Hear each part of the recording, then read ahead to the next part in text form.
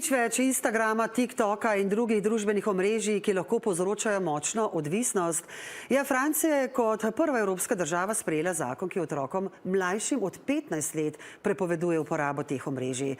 Med najglasnejšimi podporniki so bile tudi družine, ki tožijo TikTok zaradi samomorov svojih najstnikov.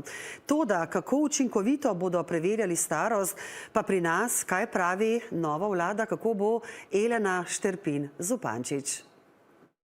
Nimamo druge možnosti. Tehnološki giganti so premočni, močnejši od katerekoli države, obupuje mati francoske najstnice z grozljivo izkušnjo. Ça a commencé par des scarifications, elle a fait une tentative de suicide au Doliprane et ensuite elle est tombée dans l'anorexie mentale.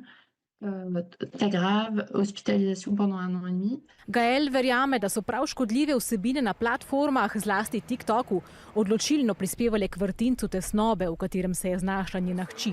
Po dolgem zdravljenju je zdaj 16-letnica bolje, mati pa vsaj kanček upanja vidi v zakonu, ki ga je sinoči kot prvi v Evropi sprejel francoski parlament.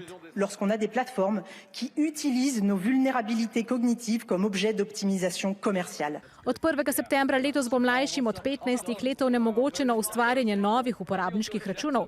Od 1. januarja prihodnje leto pa bodo ukinjeni tudi obstoječi računi. Kljub široki podpori je bila do zakona kritična skrajna levica. Vous savez que ces mesures seront contournées et qu'elles sont inapplicables. C'est une excuse. Une excuse pour imposer la fin de l'anonymat sur Internet, pour imposer davantage de contrôle de l'Union européenne. Francoski predsednik Macron je prepoved predstavil kot eno osrednjih reform svojega zadnjega mandata. Le cyberbullying est une réalité qui conduit à des suicides que nous voyons chaque jour. La France ouvre la voie en Europe pour la protection de nos enfants, de nos adolescents. On continue. Obenem bodo v Franciji prepoved uporabe mobilnih telefonov razširili še na srednje šole, za osnovne namreč že velja.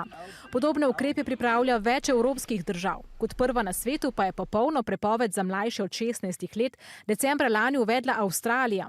In izkušnje po prvih mesecih, podatki kažejo, da velik delež otrok omrežja še vedno uporablja. Nove račune pa je mogoče ustvariti z lažno navedbo starosti. They should crack down on the companies, not the actual young people. Like they should make the companies do better and get fined if they don't. Avstralska vlada je kazni za tehnološke gigante podvojila, ker da nočejo sprejeti učinkovitejših ukrepov za ugotavljanje starosti. Več platform je pod drobnogledom, a še nobena ni bila kaznovana. Zagovorniki pozivajo k potrpežljivosti. These companies are adopting a range of dirty tricks to undermine Australia's law that is straight out of the big tech playbook. In Slovenija, prejšnja vlada je pripravljala zakonodajne izhodišča za omejitve za mlajše od 15 let. Nova vlada po navedbah urada za komuniciranje tovrstnih omejitev vsaj za letos nima med prioritetami.